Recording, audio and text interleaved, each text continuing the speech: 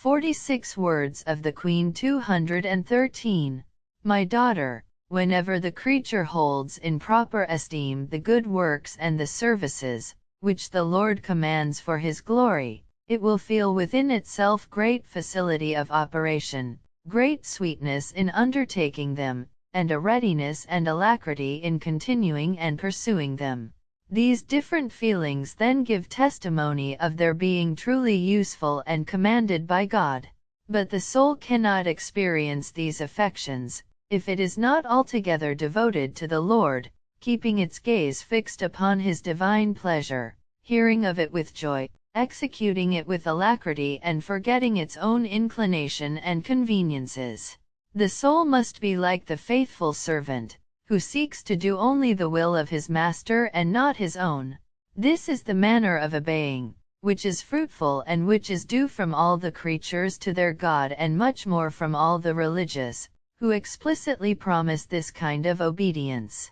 In order that thou, my dearest, mayest attain to it perfectly, remember with what esteem David in many places speaks of the precepts, PS 118, of the sayings and of the justifications of the Lord, and remember the effects, which they caused in that prophet and even now in the souls.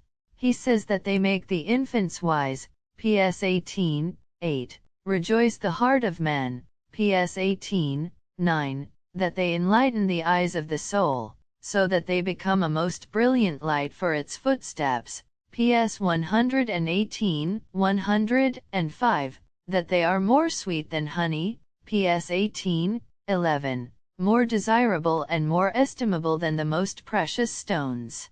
This promptitude and subjection to the divine will and to his laws made David so conformable to the heart of God. These are the kind of souls his majesty seeks for his servants and friends. I Kings 13, 14, Acts 13, 22. 214 Attend therefore, my daughter, with all solicitude to the works of virtue and perfection, which thou knowest to be desirable in the eyes of the Lord. Despise none of them nor withdraw from any of them, and cease not to exercise them, no matter how violently thy inclinations and thy weakness should oppose their exercise. Trust in the Lord and proceed to put them into execution, and soon his power will overcome all difficulties.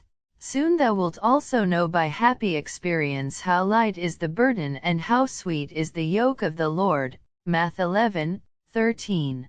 He did not deceive us when he spoke those words, as might be argued by the tepid and the negligent, who in their torpidity and distrust, tacitly repudiate the truth of this statement. I wish also that thou, in order to imitate me in this perfection, take notice of the favor, which the divine condescension vouchsafed me in furnishing me with a most sweet love and affection for the creatures as participators in the divine goodness and existence.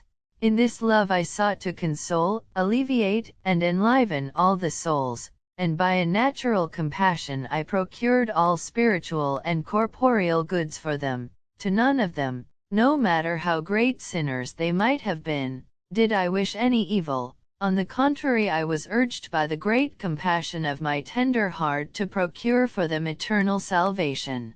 From this also arose my anxiety concerning the grief, which was to grow out of my pregnancy to my spouse Saint Joseph, for to him I owed more than to all other creatures.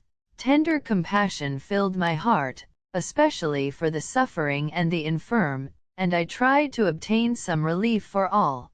In these virtues then I wish that thou, making use of the knowledge of them given to thee, most prudently imitate me.